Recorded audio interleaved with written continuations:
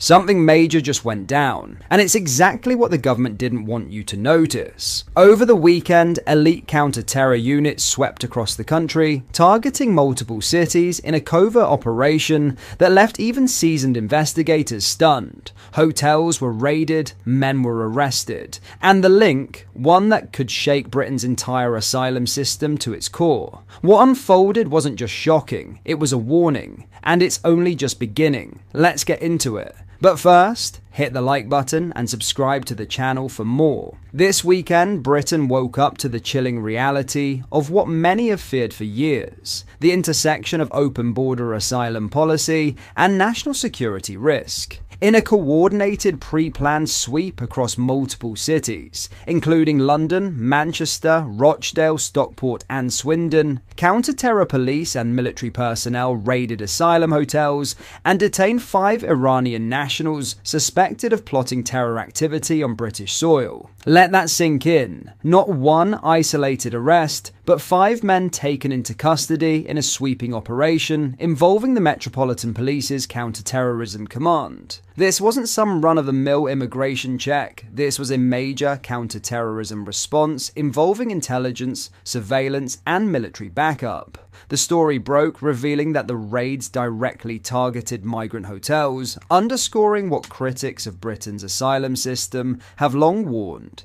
These so-called safe havens may, in fact, be harboring individuals with dangerous intentions. The 5 men arrested are aged between 24 and 46. While one of them has been released on bail, 4 remain in custody, still being interrogated over an alleged terror plot targeting a specific site in the UK.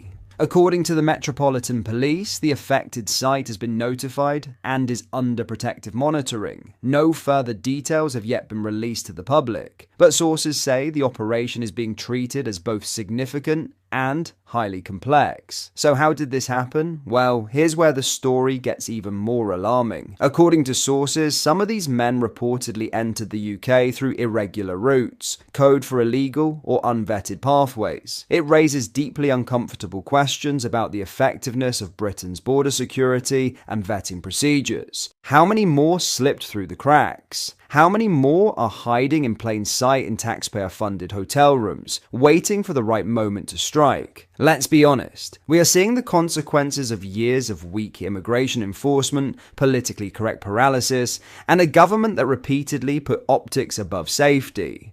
The same political class that opened the floodgates to tens of thousands of undocumented migrants is now acting surprised when national security is compromised. And here's the truly sobering part. These raids weren't random. They were intelligence-led, which means that authorities had serious cause for concern, enough to send armed officers into populated areas and conduct dawn raids in cities across England, enough to justify detaining multiple individuals under terrorism legislation, enough to suggest that this wasn't just a suspicion, it was a potential plot that was dangerously close to becoming a reality. Commander Dominic Murphy, head of the Met's Counter-Terrorism Command, gave a measured statement on Monday saying, "The investigation is still in its early stages and we are exploring various lines of inquiry to establish any potential motivation as well as to identify whether there may be any further risk to the public linked to this matter." Translation: this could go deeper than we think. It's crucial that the British public understands what's happening here. This isn't fear-mongering, it's not xenophobia. It's the uncomfortable truth about what happens when national borders become porous, when vetting is replaced by virtue signalling, and when security concerns are drowned out by cries of compassion from people who won't bear the consequences of their own policies. The asylum hotel scandal is no longer just a story about wasteful spending or antisocial behaviour. It's now a matter of national security, and if the government refuses to act decisively, tightening border controls, deporting those with no right to remain, and shutting down high-risk asylum accommodations, we may not be so lucky next time. The raids have happened, the arrests have been made. But the question lingers in the minds of millions across this country. How many more are out there? And when will the government finally put the safety of British citizens above everything else?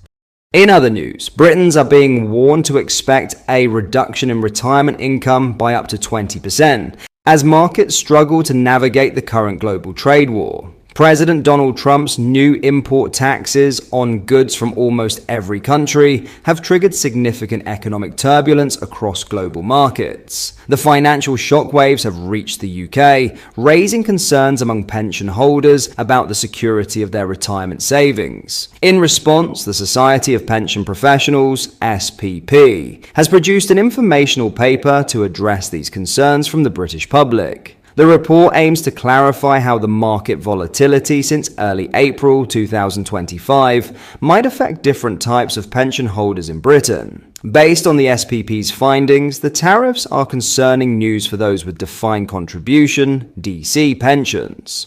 Given the scale of the equity market fall since early April 2025 and the fall in government bond yields, it is possible that some DC savers may see a reduction in retirement income of up to 20%, the report states. However, the report offers reassurance for those with defined benefit pensions. Millions of people in DB schemes, including local government pension schemes, are likely to be largely unaffected by the market turbulence. Similarly, those who rely solely on the state pension should not see significant impacts from the current financial situation. The SPP's Investment Committee Chair, Simon Daniel, offered clear advice for worried pension holders. The world is again enduring a period of financial turbulence, and this has naturally created some uncertainty for UK savers and investors, he said. He emphasized that reactive decisions could be counterproductive. The overall message from this paper is that making significant reactive changes to pensions and other savings is generally not ideal compared with keeping a cool head and planning carefully.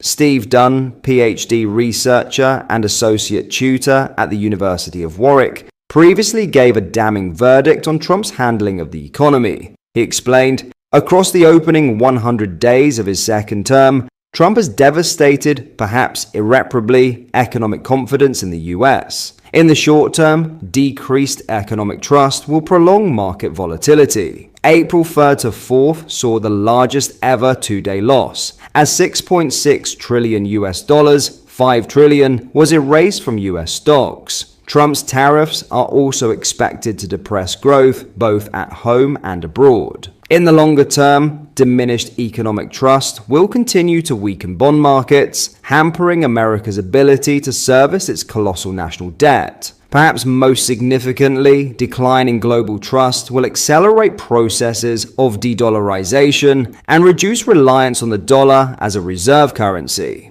De-dollarization would leave the US economically marginalized in a more multipolar global economy. What are your thoughts on what we discussed in today's video? Let me know down in the comment section below.